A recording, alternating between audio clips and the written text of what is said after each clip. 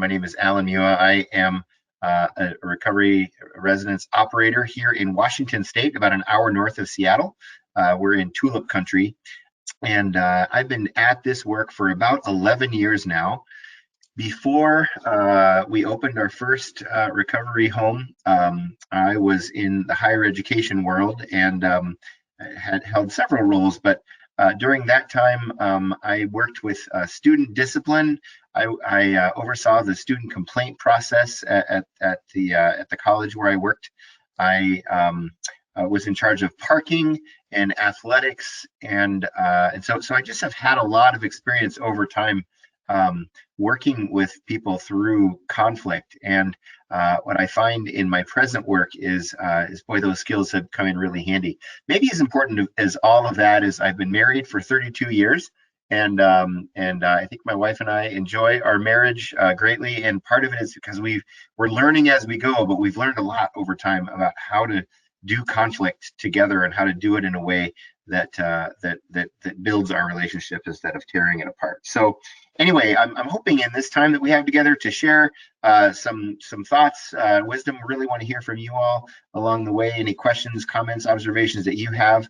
But specifically, we're going to talk about why we talk about conflict in the world, in our world, in the world of recovery residences, recovery housing. Why is it a thing? And so if we were in person, I would get maybe a lot more of your feedback on that. But I'll go ahead and I'm going to ask for your feedback later on in the presentation, but I'll give you kind of my own thoughts on this. And then as we get deeper in, hopefully some of this is going to resonate with you. But first of all, this is a mantra that we use a lot around our work, and that is the opposite of addiction isn't sobriety, but it's connection.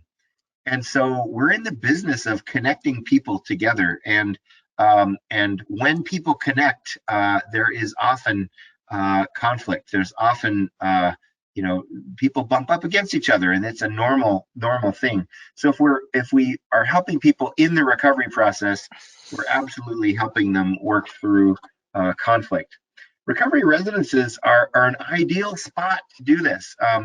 Any of you who are in this world know that we kind of have the perfect setup for people to practice working through conflict.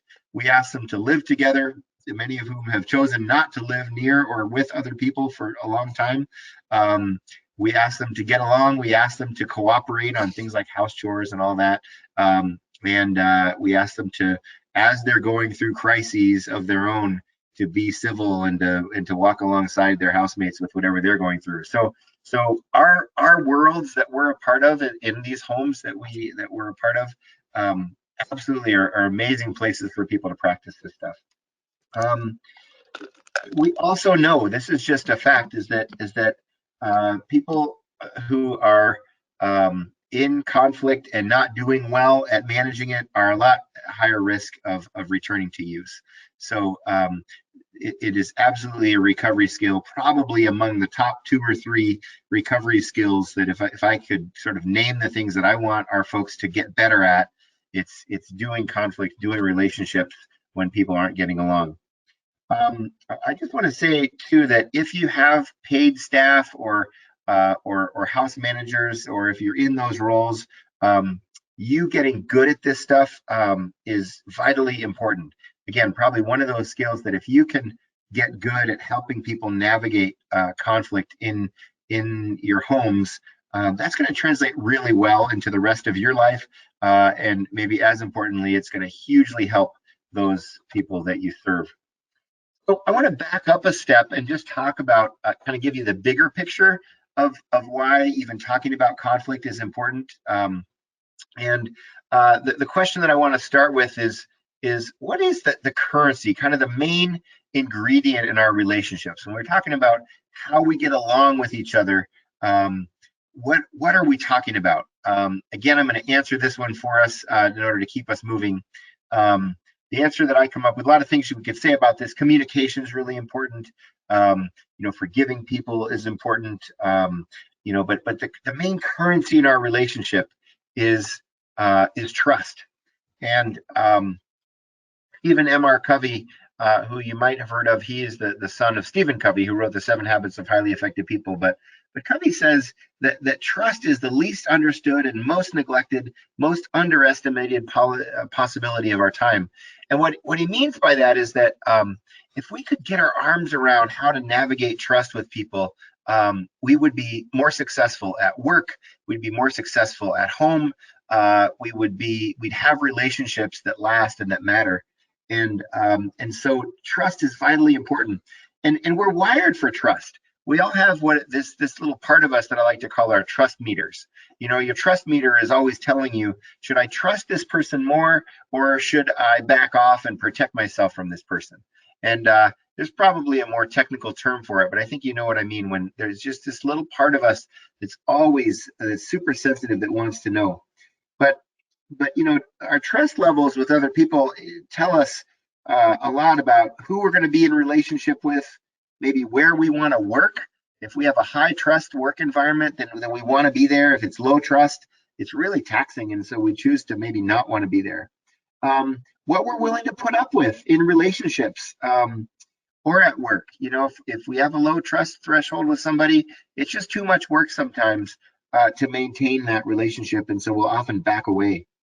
So if you think about it, you know, the very process of recovery is the process of learning to trust again. So often, addiction is such a disease of isolation that if we want people to kind of come back and we ourselves, those of us who are in recovery, want to recover well, what we've got to figure out is who to trust, how to take that risk to be in trusting relationships with people in new ways that don't trigger those those old signals that take us back to really dark places. So so the process of recovery is learning to trust again.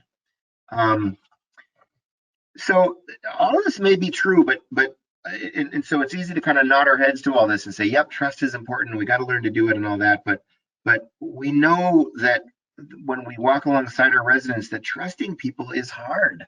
And most of us default to isolation in times of stress.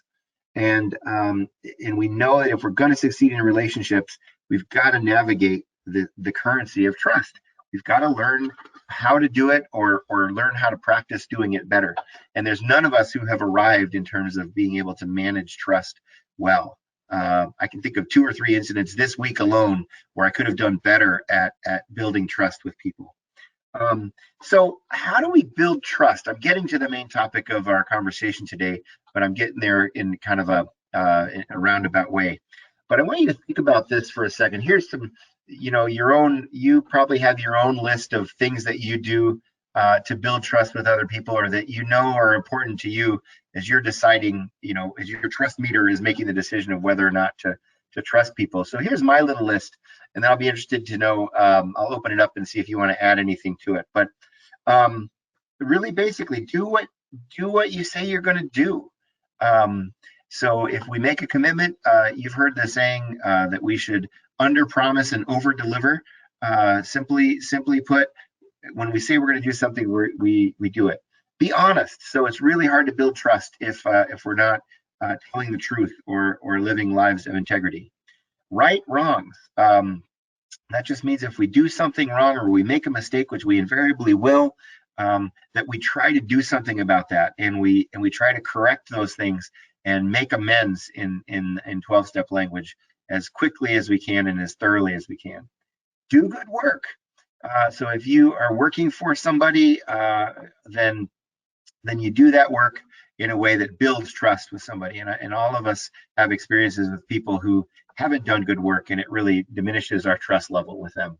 Listen first. So instead of trying to be the one who's heard and always being the one who gets our viewpoint out there, what would it be like to be the person who people rely on to be good listeners, and because they listen well, also reflect well and give good advice, but they listen first. Extend trust to others. So important, as trust goes both ways, that if we extend it to others, as vulnerable as that can be for us, it has everything to do with their willingness to extend trust back to us. Keep confidences. I don't need to say much about that, but if you're known as a person who, when someone tells you something, is able to keep that to yourself in an appropriate way, then that is absolutely a trust building activity. Be vulnerable, and this one we're going to talk more about later, but it takes a certain level of vulnerability in order to build trust with someone else. If I don't bring my real self to the table in a relationship or even in a conversation, it's hard for people to trust in me, and vice versa. And then finally, leading to all of this leads up to the main topic we're going to talk about today, is to do conflict well. And why that is so powerfully important is that when we're in relationships with each other, our trust meter is always going. It's always saying, do I trust more or do I protect myself from this person? But when you're in conflict with someone, when you disagree about somebody, it sort of amplifies that principle many, many times. And again, my guess is most of us have had an experience where a conflict has either ended a relationship, or maybe more importantly, we've been in situations where a conflict has led to deeper relationship because we navigated it well, and we've been through something together, and we came out the other side, and we built a deeper level of trust. So that's what we're going to talk about today, is how do we do conflict in a way that builds trust as opposed to erodes it. So John, I'm going to take a super brief pause here and just see if anyone has any comments or questions, observations to make about anything that we've said so far. Can you expand on honesty a little bit? There was a question about honesty and how tough that can be sometimes. Yeah, so honesty doesn't mean saying everything you know all the time. Honesty also requires a sense of, discerning what, because I can be honest in a way that's unkind. And we're going to talk a little bit later around how do we balance honesty with respect. And so honesty is really important, but honesty by itself is not sort of unchecked honesty. Is not what we're talking about here. But honesty is an essential ingredient in trust building. So all I'm talking about basically here is that we tell the truth. But boy, there are 1,000 ways to say something that is true. So how I say it matters a great deal. I think I'll leave it at that for now. We're going to talk a little bit more about it in a few minutes. So yeah, that's it for now. Okay. All right, so I want to talk about just I'm going to sort of build the connection between trust and relationships, and I'm going to talk about kind of the role of conflict in all of that. So these are just kind of some fundamental ideas behind that kind of are going to be the foundation for everything else that we talk about today. The first thing is, and we said it already, is that trust is the basic ingredient in all of our relationships. And so because of that, every interaction that we have with another person, every interaction, and in my notes here, I underline every, results in an increase or decrease in trust. Our trust meters are so sensitive that even if we've been in relationship with somebody for a long time, and because we know each other really well, we can read each other really well, we say something, we say the right thing, we can go deeper into our trust relationships. We say the wrong thing, and we might have to back off a little bit and have to regain some ground. Stephen Covey Sr. calls this our trust bank accounts that we have with each other, and we've got them. And so in order to take a withdrawal, I need to have a lot in the account. So relationship without conflict is not an honest and growing relationship. This is a little bit controversial, but all I mean by that is that because when two people are in relationship with each other, there are going to be things that rub each other the wrong way. There's going to be something that they disagree about, or something that they see differently about life. I heard it said once, this is a little cheeky, but I kind of liked it. If two people agree about everything, one of them is unnecessary. And all I mean by that is that we help each other in our relationships when we disagree. If we disagree well, we sharpen each other, we help each other grow, we help each other see the world through other lenses. Really important in our relationships. And if that's not happening, I would say that at least one person isn't being totally honest. They're not bringing their real selves to the table. Next, I'd say that no relationship is going to grow in trust or intimacy, which is just another word for trust, maybe a deeper level of trust. No relationship is going to grow in trust or intimacy without the successful navigation of conflict. So if we run into a conflict with one another, and if we don't resolve that well, our relationship is either going to stagnate or it's going to deteriorate. So so then finally, how we handle the conflict is going to determine the level of trust that we have with other people. So this is kind of elementary, I suppose, but I felt the need to kind of say it that way, just to really to say it this way. If I have trouble navigating conflict, if I avoid it, or if I power through it, or I make some choices that are really difficult about conflict, and that's my natural way of doing it, the quality, the depth of my relationships is gonna suffer. So the next thing we're going to talk about is that, like all important topics, when we're trying to understand what's happening with somebody else, we need to understand what's going on with ourselves.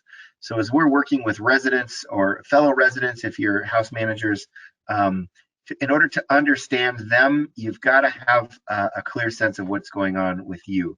So I want to talk about our own conflict styles, and some of this is going to be review for a lot of you, but maybe there'll be some new lenses that I'll try on that might help you kind of dive into this a little deeper. So I want you to be thinking about what is your particular style in this, and there are multiple kind of models out there thinking about conflict styles. I tried to really simplify them so that we can have some conversation about just a few categories instead of models that have 9, 10, 11 categories. We're going to talk about 3 conflict styles that we naturally kind of revert to, and then another one that actually works. All right, and so the temptation here is to be thinking about, oh, I know a person who does that. That's okay to do a little bit, but also really want to encourage you to be thinking about where you fit into this model. So the first one is aggression, right? I wonder if in the chat, if maybe you could just throw some descriptors a little bit of what does aggression look like? And I'll wait for John to just throw a couple of those things out here. But what does aggression look like? People who are aggressive. Violence. Yeah, sure can.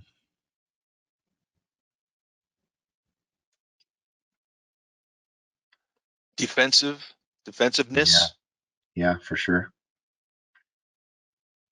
Talking out loud, or talking out loud, I assume. Okay. Disrespect, attack on the person, personal Yeah. attacks, Yeah. raising your voice. Yes. Right. All good stuff. Anger. Anger. Yeah. Anger and aggression is like the tool of aggression, or the motivator of aggression, if you think about it that way. Some people, for some people, aggression happens so naturally that it's just really hard for them to control it. For other people, they have this sort of switch that they can switch on and off and use anger as a tool to get what they want. So research tells us that about 20% of us tend toward aggression, and the other 80% of us tend toward passivity. So that means that if you're aggressive, about 80% of the time you're going to win whatever struggle that you're in. And so people kind of learn that early on, that, okay, this is a tool that I can use to get control. Those of you who studied psychology know that that anger itself is what they call a secondary emotion. That means that it usually comes out of something else.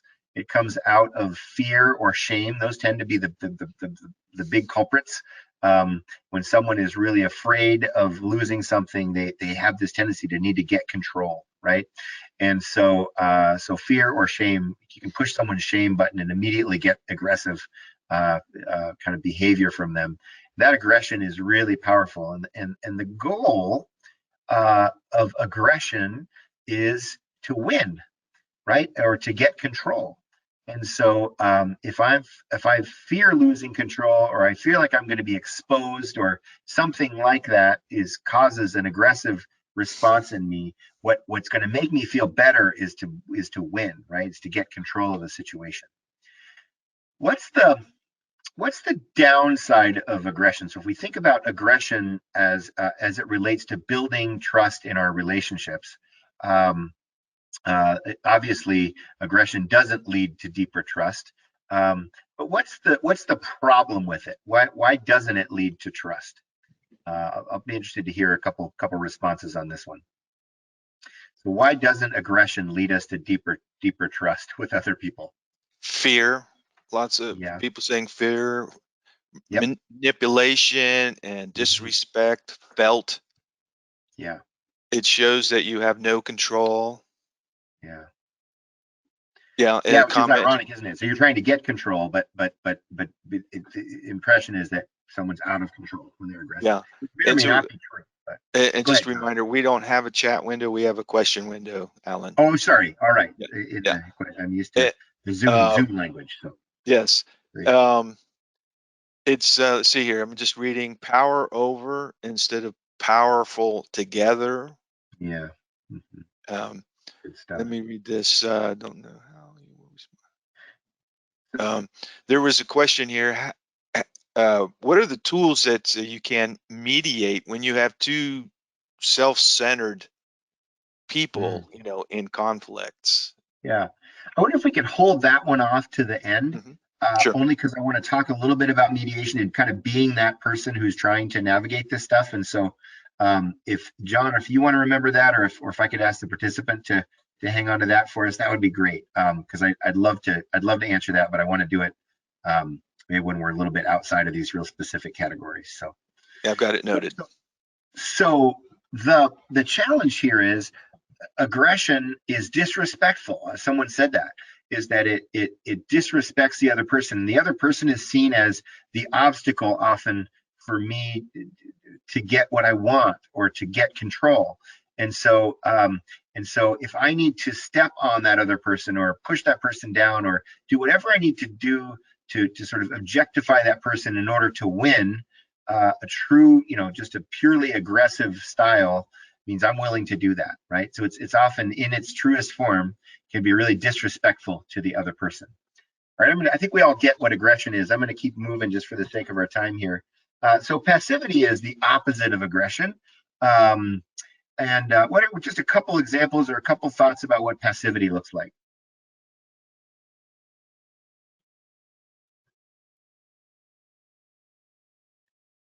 In the denial. Question. Yeah. Meek, mild.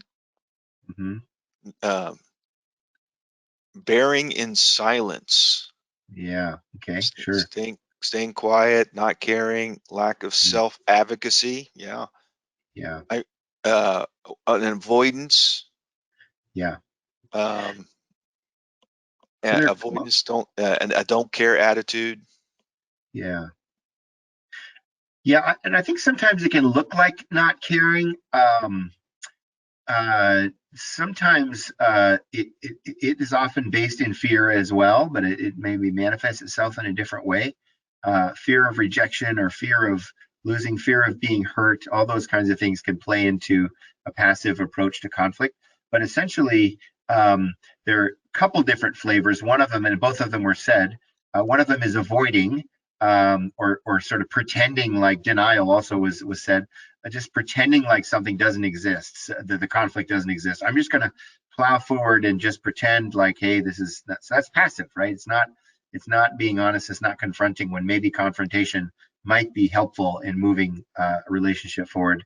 The other flavor is just letting the other person win. So choosing to lose instead of standing up for myself. So just like I would say the disrespect is sort of the downside of aggression, I would say that the real problem with passivity is dishonesty. And we don't often think of it that way. And I'm not, this is my preferred conflict style, by the way, so I'll own this, that there are times that I just don't want to make waves. I don't want to face the person who maybe is aggressive across from me, and so I'll hedge, or I just don't want to go there. And so I don't bring my real self to the table. So the challenge is when an aggressive person is in a conflict with a passive person, and again, these are caricatures, they're not pure, but generally speaking, if one person tends toward one direction and one toward the other, a passive person may feel like, wow, I do not trust that person. That person has stepped on me one too many times, or has sort of has not taken, even though I haven't brought my real self to the table, that person hasn't drawn out my real self. I need to be careful of them, and fear keeps me from being totally honest, right? The aggressive person, especially the aggressive person, isn't particularly astute, or kind of observant. They may feel like everything's fine. And they may feel like everything's fine because they're getting their way, right? So you ask a passive person, hey, how's this relationship going? Oh, it's hard. I don't really have a high level of trust with that person. You ask the aggressive person and you may get a different answer. You may get, well, everything's going great. So, and because a lot of folks who tend toward aggression will expect that that the more passive person is going to say it if they think it, and that isn't always the case. It's often not the case, and so there's some real perception issues that need to be kind of worked through in those kinds of situations. And so the aggressive person, if they really want to work on this, their work is making space for the person who may be harder to draw out, and a safe space, a brave space where that person can really be heard, and be able to articulate what's really going on with them, because they're not going to do it automatically, because something has caused them to really hold back. Thoughts? Any other thoughts, questions about sort of passivity? It's fairly straightforward, but again, a little bit of an extreme kind of view of what passivity looks like. It can look like a lot of different things. Yeah, a lot of people. Oops, wait a minute. Can you hear me? Yeah. Okay, sorry. Comment here. There's no point in arguing with somebody who's being aggressive. Hmm. Like you're not going to get past that. It's a good question. I think if they don't want to hear it, and they're kind of in aggressive mode. One thing I've learned over time about conflict is that timing is everything. And so if someone is in the middle of being aggressive, and they're in their animal brain, well, I'll talk about this some, but kind of their limbic brain or their animal brain has taken over and they're in full fight mode, you're right. Probably not a lot that's going to happen in that moment. However, for the sake of that relationship, if there is an opportunity to reflect with that person,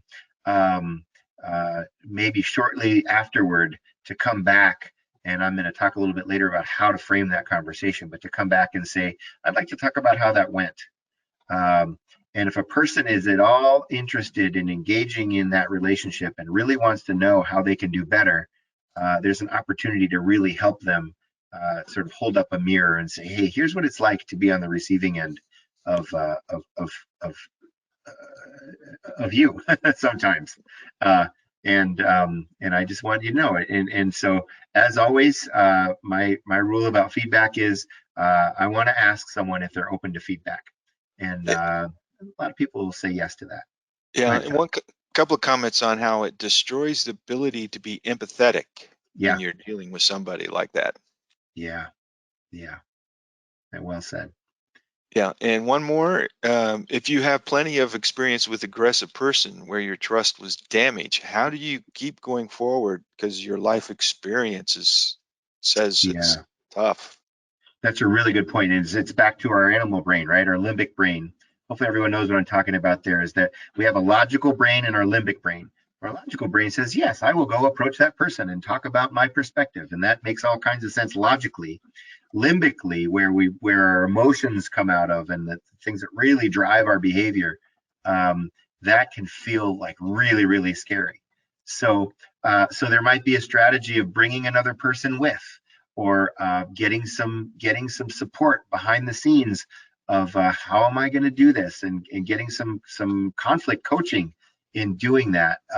And again, with some support, a person can do that, especially if they want to change how they do conflict in general. But absolutely, those experiences can absolutely color our perspective about whether this is going to work or not. want to talk about passive aggression. Passive aggression is a little bit more complicated. Again, for the sake of time, I'll go ahead and describe this one. It is aggression that is masked in passivity. So I'll try to give a couple examples. When you're in a conversation with somebody and it's growing in its sort of intensity, and that person sort of turns around and walks away, right? Or they say something like "whatever," when they don't really mean whatever, right? Or they'll say something like, "Okay, we'll do it your way. That's fine." But they do it in a way that makes it quite clear that it's not fine, and that so instead of using anger as a tool to get control, they use disengagement to get control. So instead of forcing my way, I disengage at the exact right time that where I could engage and actually solve something. But because I'm afraid of losing control, I pull back altogether and I don't give you the satisfaction of winning, right? Because again, winning becomes a really important value to the person who's passive aggressive. Another form of passive aggression is sarcasm. So sarcasm, again, is saying something aggressive masked in passivity, which is a joke. So I say something, it's kind of funny, but there's a bite to it, right? And so sarcasm can be a really horrific way to get a message across. If someone says something sarcastic and you're like, oh wow, that really hurt, that person can say, that's just a joke, it's just a joke, I'm just kidding, right? So again, it's something that's extremely aggressive, masked in passivity. And but it's not passive at all. It's absolutely aggressive, but it's a person who doesn't take responsibility for their aggression or hides it under a joke or just by disengaging altogether. And so that disengaging can look like a lot of different things, but essentially the message there is, we're not going to talk about this right now, and we're going to talk about it when I want to talk about it. And so that can be really, really disruptive to any kind of environment, especially in a house kind of setting where unless something is resolved, it's just going to keep eating away at people. Let me pause there. I'm guessing there might be some reactions, responses, or even questions about passive aggression.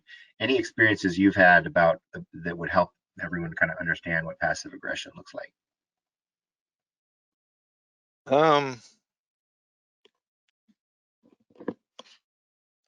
The only comment, I have one comment, or here comes a couple. Dishonesty at its root. Yeah, you know what? It is both dishonest and disrespectful, right? It's the worst of the other two styles. When somebody's being sarcastic, they actually mean what they say. I'm just kidding. They're not kidding, but they're not kidding. So who knows what they're saying? Yeah, well said. That's right. Yeah, and it's very hard to deal with. I'm pretty sarcastic guy, and sometimes I go, "Hey, I'm just joking. I don't really mean that." Yeah. But yeah, that's a tough one. And again, in some, sarcasm for some people kind of works if they know their audience really, really well, and it's a way of joking with each other. But boy, it can turn really quickly. So I'm pretty quick-witted and can do that as well. And I've had to learn, boy, you really have to know your audience, and you have to be honest with yourself about, am I trying to say something else? So if you are across from a passive aggressive person who's used to digging or used to disengaging, one really good question to ask is, hey, do we need to talk about something? Have I done something to offend you? Is there something I need to talk about? Do I owe you an apology for something? So it's just some way of actually opening up the conversation as opposed to just letting it sit there, right? The sarcastic remark. Or if someone's walking away, how do we deal with that? Is it some sort of invitation to talk about it later? Hey, can we, I don't think this conversation is over. Can we come back together when both of us are in a better space? And let me talk about that for a second. It's a tool that I really like, and I call it the bookmark. The bookmark is just so instead of walking off, let's say I really am in a bad space and it's not going to go well if I continue this conversation. So I decide, hey, I've got to, we need to do this differently. I think it's really important to be honest about that. But instead of just walking off and getting control, what if I were to say something like, "Hey, this is too important to do right now. I don't think that we're in our best places, either of us, or just owning my own stuff. I don't think I'm in a good place to talk about this right now. Could I get something to eat or drink?" And then and can we do this in about a half hour or so? Or hey, we have a one-on-one scheduled tomorrow. Could we talk about this then? I've got some thinking to do about it, and I really want to make sure that I think about it before I say something I regret. Right? So it's a bookmark. It says we're not going to do this right now, but I value you. I value the conversation. I value this topic, and enough that I really want to come back to it. But I don't think it's going to go real well if I do it right now. So the difference between the walk off and the bookmark is very different. We can do that in a way that's not passive aggressive. All right. Any other comments come through, John, before we move on to the next topic? A lot of questions about what happens when you're the person is tearing up or crying, and Okay. that nonverbal but outwardly expression. Yeah. And if I'm the person across from them in a difficult conversation, is that the way I should read that? Kind of. Yes, thank you. Yeah. I think my strategy is crying is okay. But to me, that sends a signal that says, okay, I need to slow down a little bit, give them an opportunity to feel. Feeling is fine. I might ask someone if they need a minute. So again, this is kind of gets back to our honesty conversation. I can be honest, but I can also be really, really kind. So I want to be kind. I'm not trying to hurt somebody. But maybe when someone's crying, it's a sign that, hey, they really are, that we're getting through. This is an important conversation. It's a sign to me that says, hey, we're getting somewhere. This could, if I do this well, this could be really helpful. It's a person bringing their own vulnerability to the table, and vulnerability can build trust, as we've said, right? So how can I match that vulnerability? That doesn't mean I need to cry, but I can be aware and I can bring my real self to the table as well. And so maybe it's a question of reading the room a little bit and saying, hey, is this the place where we want to do this? Is this the time to do this? If so, obviously I need to give that person space. One question I like to ask if that's happening is, hey, what's going on for you right now? Or what's going on, or how you doing?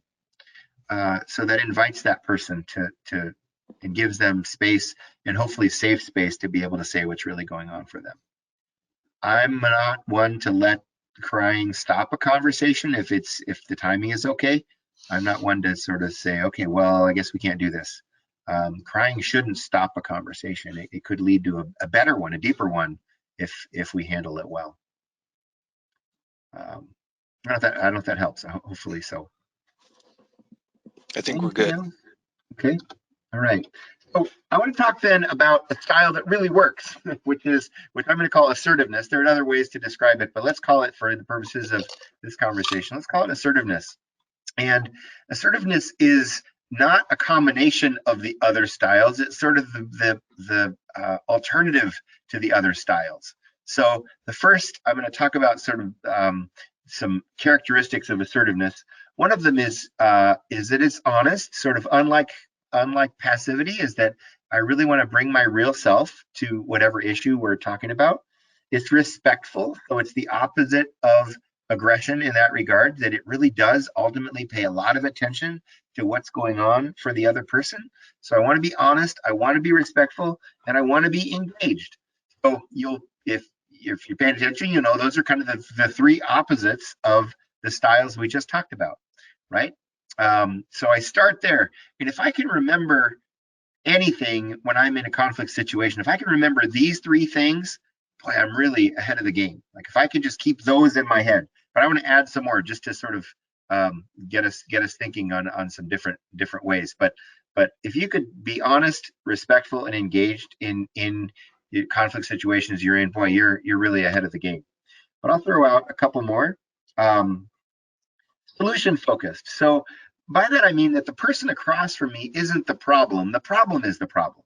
So I want to come up with together solutions to the problem, as opposed to if I sort of see life through an aggressive kind of win-lose kind of lens, then I'm always thinking about, well, this is the person who's in the way of me getting what I need or getting what I want.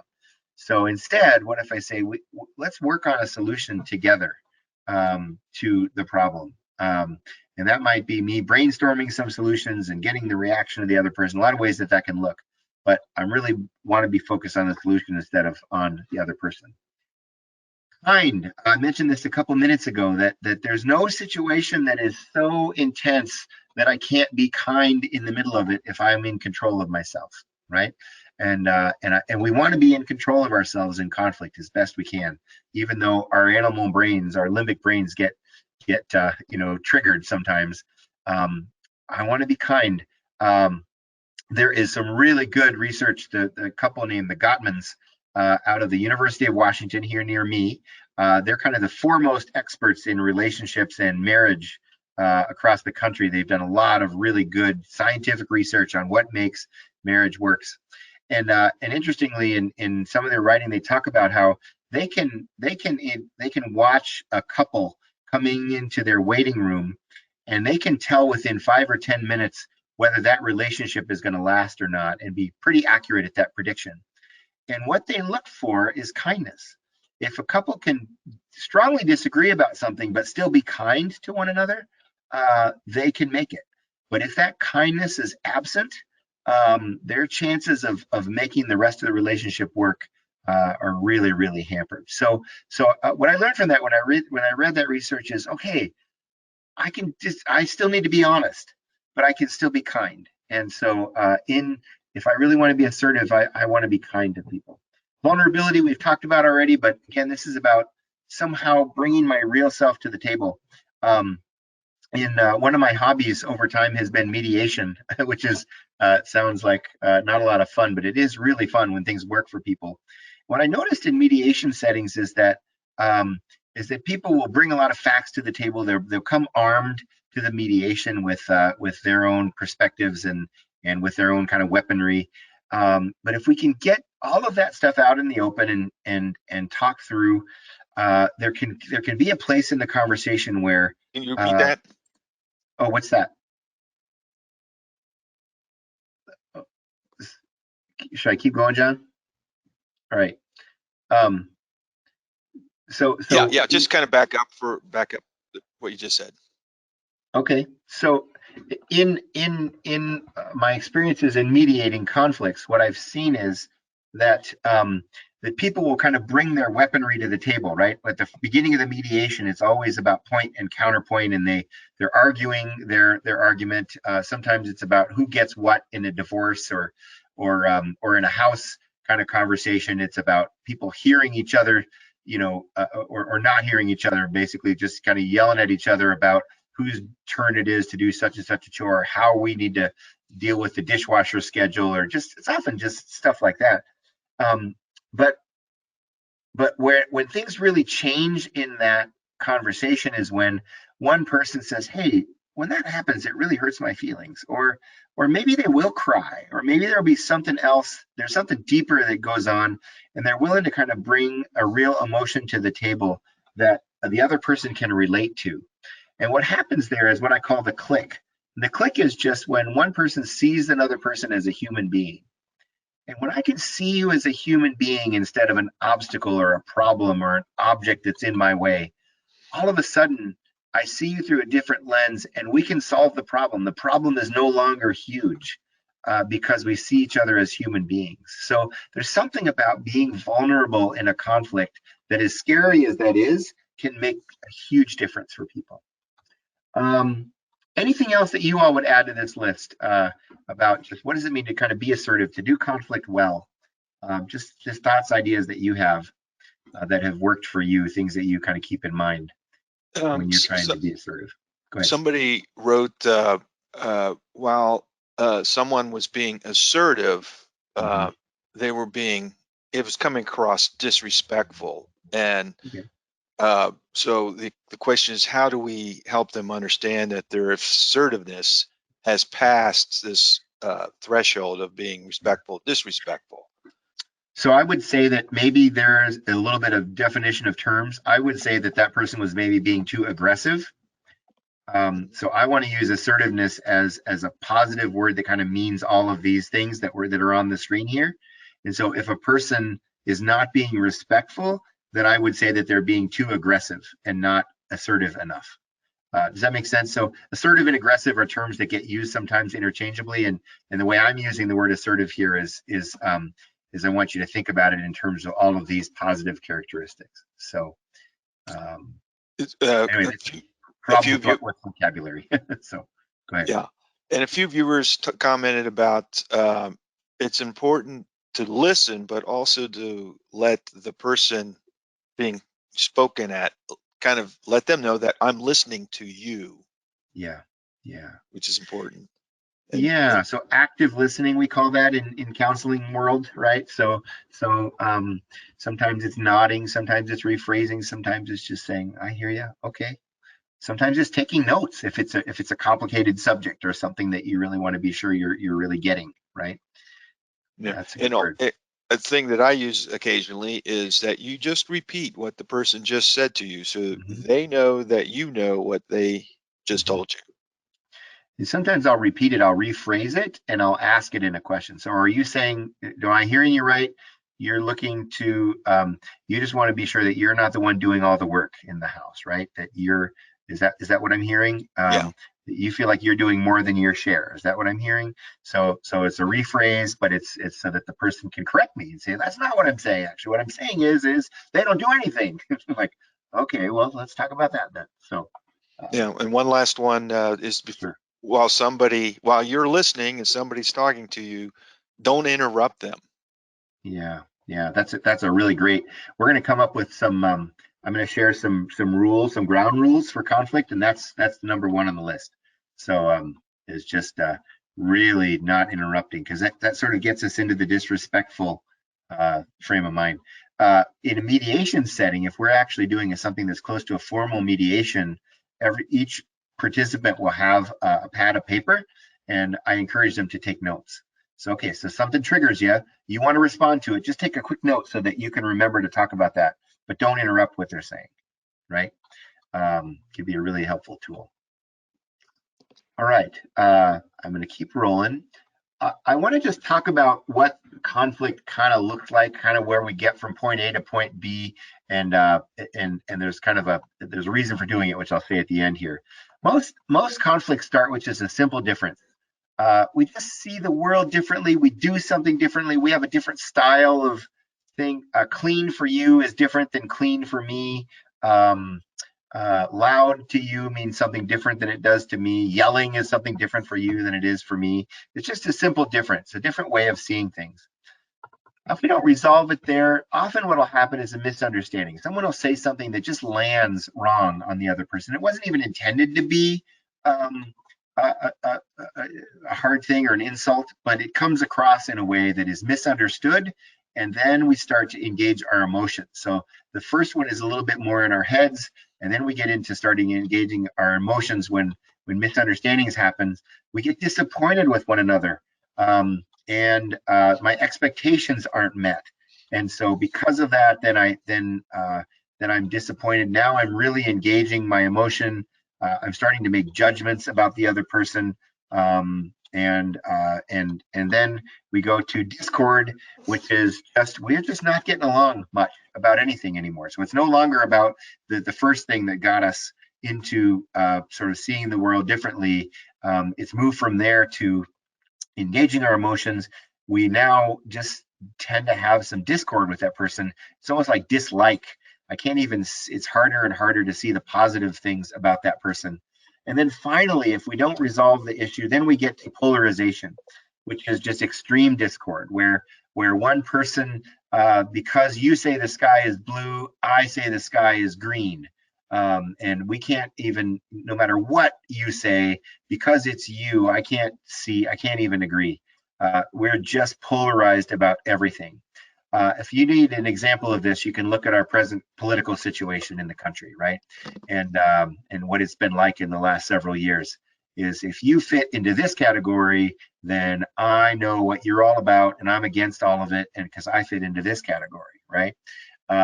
So it's polarization. And so the reason why I'm showing you this is that the big idea here is that if we can resolve something while it's a simple difference, if we can say, hey, yeah, there's just two ways of doing this chore, or two ways of seeing this particular issue, but it's going to be okay. Let's hear each other out. Let's get some understanding about the way we're going to move forward, and let's resolve it. When something becomes a misunderstanding, it's a little harder to deal with, but it's still resolvable. When we start to get more and more emotionally involved and our hackles come up and our animal brains get engaged, we move toward discord or toward polarization. It's if you have people in your house right now who are polarized against each other, you know that it's really difficult to pull them back into agreeing about anything and having anything that feels like harmony in the house. So if you can step in and be a part of solving something, or if you're in a relationship that's heading down this model and heading toward polarization, I just want to encourage you strongly to do something about it before it gets to that phase. And if it means pulling somebody aside and say, hey, I really feel like we need to talk. This relationship is not going well for me. I don't know how it's going for you, but I suspect the same. Can we talk about it? Can we resolve it? Can we get a third person in here to help us resolve these things before it gets to where neither of us want to live here anymore, or neither of us want to even see each other? I don't want that for us. All right, any thoughts, comments, questions about this sort of simple kind of way of looking at conflict? We have a couple of people commented that it's important to have an open mind in this trying to resolve things. Yeah, and that's pretty easy, right? All the time. That can be really tough, but that's exactly right. Like, how can I hold my opinions and perspectives loosely enough to be able to, so that there's room? I have a quote here. I'm going to skip through this because I want to get to some good stuff. Here's a quote that speaks to that. Faced with the choice between changing one's mind and proving that there is no need to do so, almost everyone gets busy on the proof. This is an animal brain kind of a thing. Our limbic brains are used to life being a certain way. They're used to the answers that we've come up with to life have worked for us. And so our natural reaction when somebody comes to us with something that is different than what we've believed, or that is opposite of what we've believed, our natural response is to say, nope, I don't buy it. It's not the way it is. Nope, can't see the world that way, right? Our natural response is not something like, oh, that's really interesting. I would like to think more about that and see if it can somehow be incorporated into the way I see the world, right? Most of us don't see life that way. Most of us too quickly jump to proving our own perspective rather than having, room for somebody else's. The slide I just skipped through real quickly just talks about the choices that we have in conflict. I think maybe I can just leave it up here as a whole. We start off most relationships in what we call pseudo trust. It's not real, but we give each other the benefit of the doubt. It's not deep relationship, but we trust each other because we're attracted to somebody, or they seem like a nice enough person, so we give them the benefit of the doubt. A conflict happens and we have a choice. A lot of arrows here. It's not as complicated as it looks, but one choice is to avoid it, or to pretend it doesn't exist, or to lose on purpose. And if we do that, then we go back to fake trust. We just fake it till we make it, or the relationship ends. We just don't go any further. If we choose to fight, to win, or to bully, or to sort of power our way through, same options. We end up either faking it again, or the other person's faking it with us, or the relationship ends. We've damaged trust too much, and we end up in a really negative place, and the relationship suffers. But if we're willing to do what I call fighting for trust, if we're willing to do that work, that's where the good stuff happens. That's where we can get to real trust. And the fight is kind of on two levels, if you think about it. One is the external, the stuff we're talking about now around sort of how do we argue or have a disagreement in a way that's respectful, engaged, and honest. and kind and all those other things. So that's part of it. But probably the bigger fight that we have is internal, right? It's what I carry around in my head. It's the voice in my head that is whispering to me during conflict. For some of us, that voice says, you've got to win, you've got to get control, you've got to take the situation in hand, or something bad is going to happen. Another voice might be for some of us, you've got to let him win because we just need to be friends again, right? Can we just get back to where I'm comfortable? You know, the goal of passivity, I didn't say it in that slide, but the goal of passivity is often just comfort. Like, I'm so uncomfortable in the conflict, I've got to get to a better place. So please, can we get there as quickly as we can, right? So that little voice is saying, lose, do whatever you need to do in order to get comfortable again, right? But if we fight those voices and say, no, no, no, the more important thing here isn't to win or to be comfortable, but to actually build trust with the person who I'm in conflict with. That's the goal. And along the way, yes, my perspective needs to matter. Yes, I want to be heard. Yes, I'd like to get my way. But the more important thing here, what I'm going to remember a year from now isn't who won the argument, but how the relationship ended up after the argument, right? After we've resolved the issue, whatever that is. Questions or comments about this? This is just super quick, kind of a diagram of kind of what we've been talking about so far. I think we can proceed. Great. I know we're getting to time where we really want to open it up for questions and so on.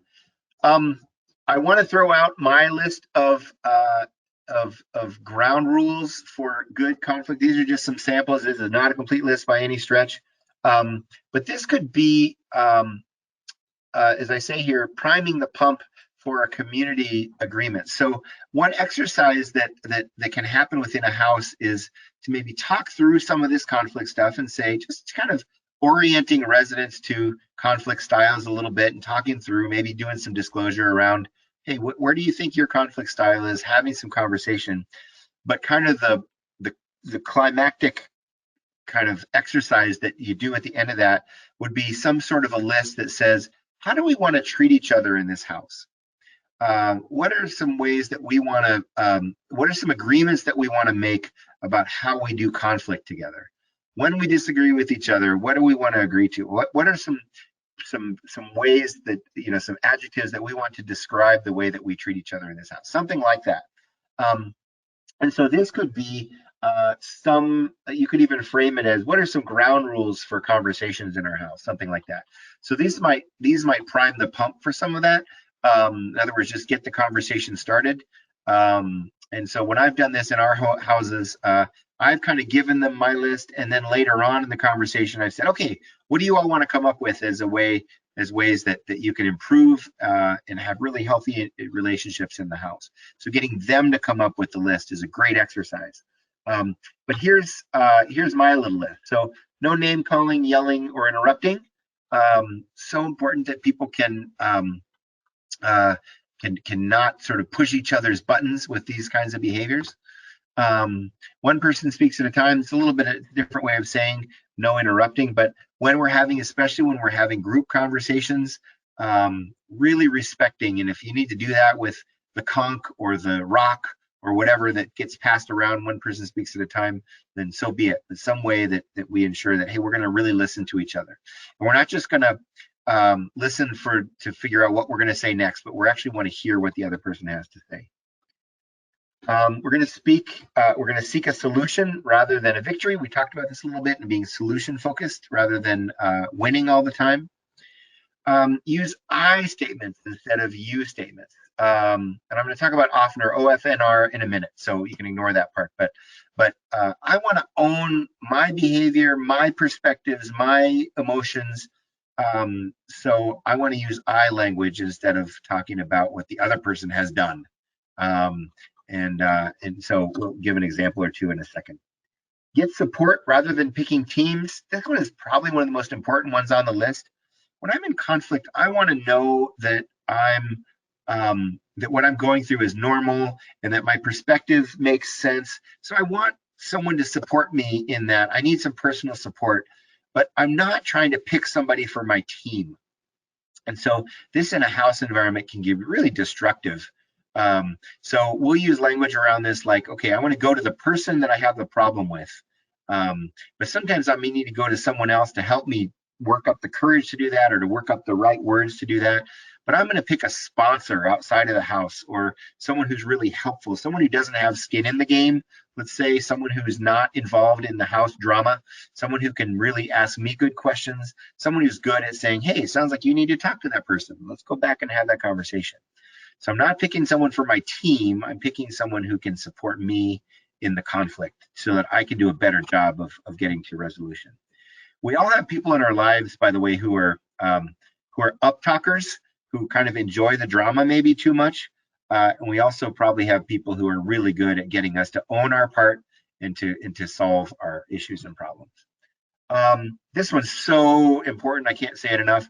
We should avoid conflict over email or text. Maybe a brief something or other, but if there's any kind of serious conversation to be had, that needs to be had in person, maybe over the phone if it has to be. But doing that over media is it just hardly ever goes well because it's just missing so many dimensions. I suggest not using the words always or never, especially because they're rarely true. So we say something like, you always interrupt, or you never clean up around here, or you're always yelling at me, or you never we can just turn a conversation sideways, because then we end up arguing about whether that's true or not, instead of trying to get to the sentiment underneath there. So there are a lot of other ways we can talk about what happened, and again, using I statements is really helpful. But the word "but" is really an interesting one. Sometimes you'll hear someone say, "I know you've lived here a long time, but," or "I think you're a nice person, but." Whatever comes after the "but" is usually not particularly helpful in a conversation. So I would encourage people to say two things, right? To say, I really respect you and your ability to be nice all the time. It's challenging for me when this happens, and it causes me to be angry, and I don't like that emotion myself. But somehow splitting those things up makes a big difference. Avoid assigning motives to other people. So that's saying things like, I know you're angry at me, or I know you did this because you think ... So let someone explain their own motivations, or ask them about their motivations. Hey, are you angry at me? It seems like you might be upset. What's going on? Is there something we need to talk about? That opens up the conversation instead of shutting it down by me telling you how you feel. All right. This is a whole other talk, which we don't have time for today, but I want to say this. We don't apologize enough, and we don't forgive enough. And apology and forgiveness are so vitally important. There's a myth around forgiveness in particular that if I don't forgive somebody, that I'm keeping control of a situation. And almost always the opposite is true, right? That by not forgiving somebody, I'm letting their negative behavior continue to have power over me over and over and over and over again. So again, this is a whole other talk that we could get into, but I just wanted to say it here, just to say, when we're in conflict with each other, being able to own our part, to apologize for the pieces, to right the wrongs that we've done, to own the things that we've said that we need to apologize for, and then to freely forgive one another. And by the way, there's nowhere that says that that forgiveness requires an apology. That was a really important lesson for me to learn a few years back. Like, oh, I don't need to wait for the right apology in order to forgive somebody for something. For me to let that go is good for me. Even if I can't work up the courage to forgive them for their sake, I definitely can do it for my own sake. I want to keep plugging along here, so my apologies, but I want to share one more tool with you before we break for questions. So we talked about the community building conversation, the agreements, a couple minutes ago. So that's something you can do as a group. On a personal level, I told you I would tell you about Offner, and this is a great tool. So when I want to talk to somebody and I want to, there's a conflict we need to work through, here's a little simple tool. It's observation, feeling, need, request. So I have this observation that this is what seems to happen between us when we get into this kind of conversation. Or my observation is you leave. You tend to leave conversations early before they're over, or my observation is the house is really, really messy, or the room, it's really hard for me to sleep in the room because it's so noisy all the time. My feeling is I feel disrespected. I feel sad. Sometimes I feel angry when this happens all the time. It brings me to just places of real frustration. And I have a need. I have a need for respect, or I have a need for peace. I have the need to sleep at night. I have the need to live in a clean environment, et cetera, et cetera. Right. So here's my request. I'm wondering if you could take a little extra effort every morning to make your bed, or I'm wondering if you could do all of your getting ready for bed outside of the room, maybe in the bathroom, so that when you come into the room, you're quieter. Or could you please not yell at me when we're talking? Could you please try to keep your voice down so that we can have a civil conversation? So that's a request, which means you could say no to that. It's not a demand, it's a request. So this is this book. This comes from a book called Nonviolent Communication, which is excellent content. This is a tool that we use in our houses. We actually have a little half sheet of paper that says OFNR that people write out ahead of time when they're going to have conversations with their housemates, and they bring that piece of paper to the meeting and they read it often, or they'll summarize it in a way. But it ends with a request, and that usually gets the conversation started between them and their housemate in a way that can really make a difference. I'll pause there for any questions about the tool, and then we'll just get to general questions. Angela commented that she's trained in the nonviolent communication by Marshall Rosenberg, and she says it's the greatest tool for living in a residential community. Absolutely. Agreed. Really good stuff. Thanks for saying that, Angela. Yeah, I'm going to jump right into the questions. Okay. The first one is one we started with a while ago. How do you mediate between two self-centered people? Yeah. Well, I always try to think about this. I'm thinking about doing in fact, here in Washington, we're going to do a follow-up session to this one, and it's going to be like mediation basics. And so if you at ORH are interested in that, I have it kind of built, and I'm willing to do it for y'all. I think it's a great follow-up to the session that we're having now. But let me just say a couple things. There's a difference between issues and interests. So people bring issues to the table. The issue might be about who's going to clean the house, or about who's loud, or about who's going to clean the dishwasher, or about what's clean, or whatever the issue is. But often issues aren't nearly as important as interests. So when two people seemingly kind of have irreconcilable differences, it's easy to kind of focus on the issues. But what I really want to get to, if I'm helping people get to a better relationship, is what are their real interests? Sometimes I have a resident who's in his 60s, and for him, respect is he is anything you do that feels disrespectful toward him is a real hot button. And so we've been able as a house to kind of help him articulate that to his housemates, so they know that even when he's doing something that's really bothering them, that if they're respectful to him in a particular way that acknowledges his age and situation in life, that they're going to get a lot farther. So they're in touch with his interests. But it took us a while to get to them being able to be in a place where they trust each other enough to be able to articulate what they're really interested in.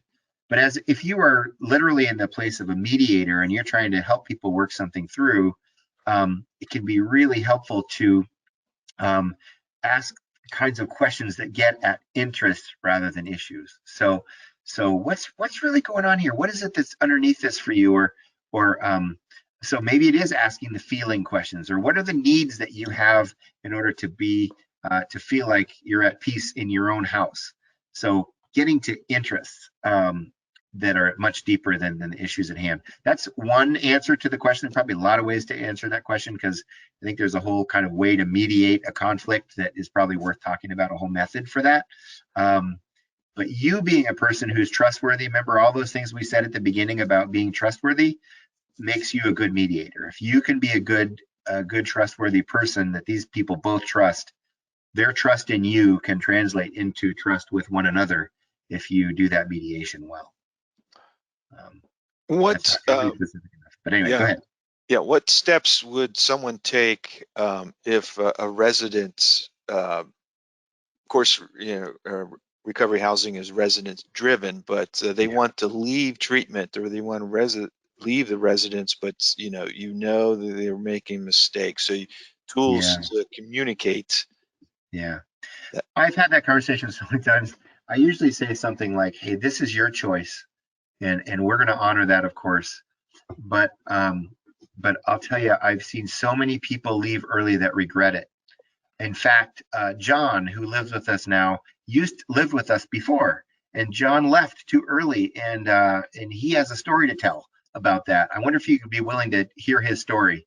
Um, I've done that once or twice, and sometimes I've said things like, "Hey, I can't."